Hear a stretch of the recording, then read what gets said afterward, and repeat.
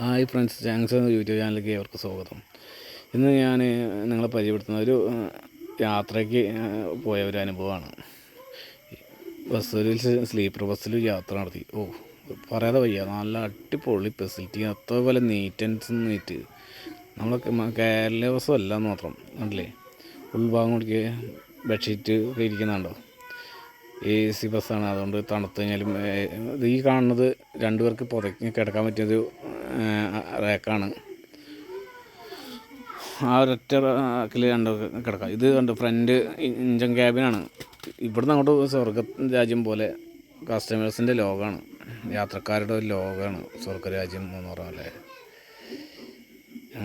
സ്വതന്ത്രമായുള്ള യാത്ര, കയറി കിട്ടുന്നതേ ഓർമ്മ ഉണ്ടാവുള്ളൂ. പിന്നെ പുറത്ത് മുടി സ്ഥലം എത്തിയാൽ പോലും നമ്മളറിയില്ല. കണ്ടില്ലേ,